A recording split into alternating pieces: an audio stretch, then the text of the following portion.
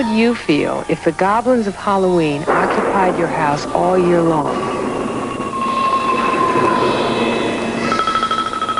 Even the most ardent prayers couldn't rid one house of ghoulies and ghosties, at least as they were reported to most of America in a recent shocking book and motion picture.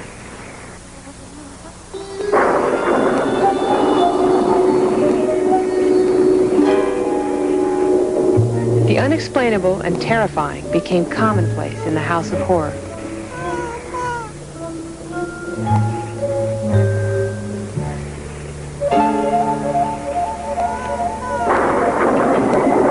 On the night of November 13th, 1974, Ronald DeFeo brutally murdered 6 members of his family in their lovely house in Amityville, Long Island. In late 1975, George and Kathy Lutz and their 3 children moved in. A month later, they moved out. They claimed they'd experienced a horrifying period of demonic possession. The house stood empty for a long time. After all, why would anybody want to call such a ghost-plagued house home? Jim Cromarty and his family bought and moved into the house. Let him tell you why. I've had uncles and aunts of mine who have played in this house as children. I played in this house myself as a child. And there's no doubt about the tragedy that took place. To be very honest, the reason we bought the house at the time was it was a good buy. And because we loved the house. It is a beautiful house, and we really felt that once we moved in, we changed the number, we repainted it, and we made it a beautiful part of the community again. And we really thought everything would just go away. We never dreamt what would take place here. The fame of the Amityville house brought the gawkers, the tourists, and the traffic jammers. It was such a pleasant scene inside here, and outside it was so insane. It was right after the book had come out. People all fighting to have their picture taken in front of the house, and here we were trying to have a lovely, quiet Sunday afternoon together, and this insanity was out there. When they came, they literally, on Christmas Eve, attacked the house, and 3 cars. One car drove all over the front lawn. Another one watched for the police, and the other group, all men, about 20 to 25, I guess.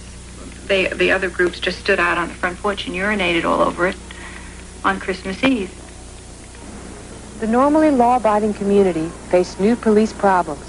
Amityville Police Sergeant Pat Cromarty. One occasion, after the Lutzes moved out, a man came to the house in a van with 6 goats, and he wanted the goats to eat the grass to chase the evil spirits away. So we have a lot of cuckoos. One of the police officers saw 2 young couples outside of the building. One of the girls was in hysterics, more or less. And the policeman figured maybe he could help her, and he asked her what the trouble was. She told him she had vibrations, and she was all upset because of the house. And he told her, he said, "You're not by the house, you're by the yacht club," and she turned it off just like that. As a result of the story of Lutz's 28-day stay, this small piece of Long Island real estate gained an international reputation. The Amityville Horror told the Lutz's story, and in a way created a legend. There are some people, particularly the Cromartys, who are highly skeptical of the incident. For example, it's written, Quote, January 13th. Amityville was hit by another storm of hurricane strength. Sleet was pelting all of Long Island. It's a very simple thing to write to the National Weather Bureau down in Washington and ask for the weather on the dates that coincide with the book.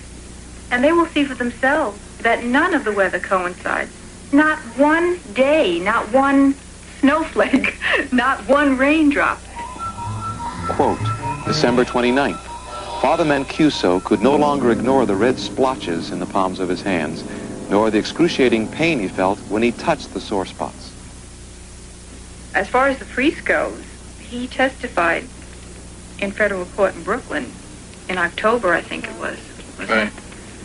that he had only come to this house once to bless it. As far as the rest of the book goes, none of it was true. He did not have any of the afflictions on his hands and the sores and the stench and anything that was mentioned either in the book or in the movie. None of that was true, and this is under oath in federal court. The transcript of the trial does not reflect the denial by the priest. In fact, no specific mention is made of sores and afflictions that he suffered, either pro or con. Film audiences were led to believe that a window shattered. This is the window. You can see that it's exactly the same as it has been for the last 51 years. The house was built in 1928. There's all the old paint, the old putty. Nothing's been disturbed. Perfectly innocent windows. This is the original banister. In the book, it was supposed to have been torn out of its hinges and completely demolished or something.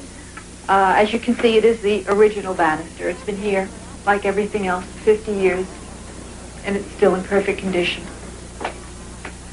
Quote, January 2nd.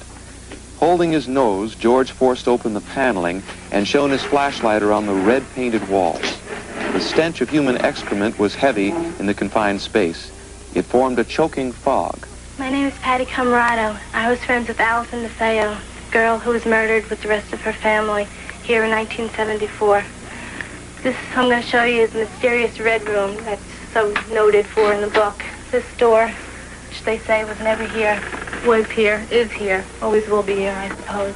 This is the red room. Nothing more than a storage area where Allison and her brothers and I used to keep toys. Just red, you know? There was never any feeling of spirit presence or ghosts or any sort of thing like that. It was just a play area. We used to keep toys. Nothing more than that.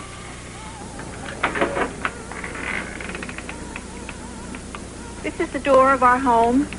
In the book, it became a 250-pound door, which was completely blown out of its frame and off its hinges.